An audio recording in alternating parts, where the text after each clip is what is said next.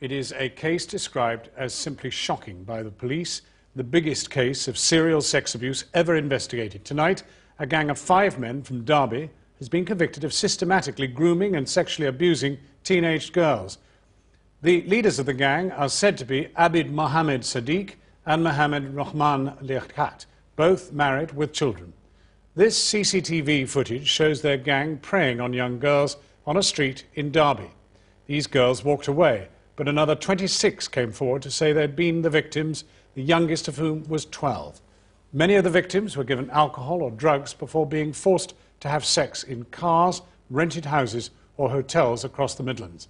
One girl described a sexual assault involving at least 8 men. 13 men were charged in relation to the case known as Operation Retriever. 9 have been convicted of offences ranging from rape to false imprisonment.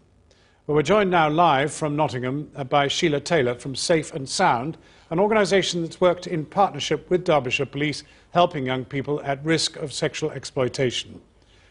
Can I just ask you, first of all, Sheila Taylor, does it all begin online? No, it didn't begin online. This is a pattern of grooming that we see across the UK, and with our negotiation with Derbyshire Police we managed to get them to understand what it looked like, and then when they saw it within their cases were able to investigate it, and we came out with this result.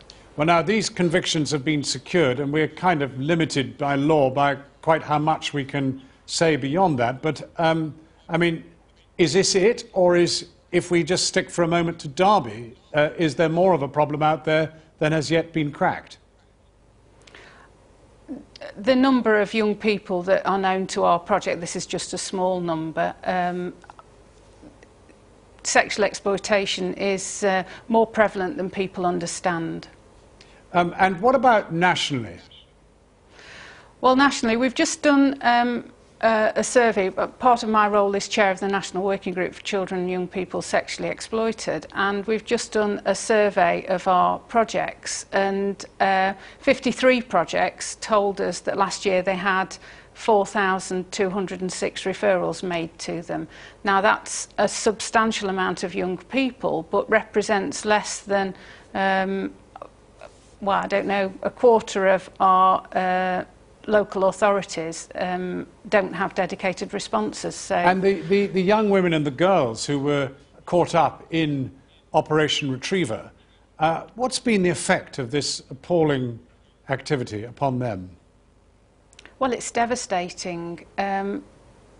Any rape or sexual abuse of any description, any sexual assault is devastating to an individual, but when it's this form of sexual exploitation, it takes a long time for children to recover. They need full therapeutic intervention and full care around them.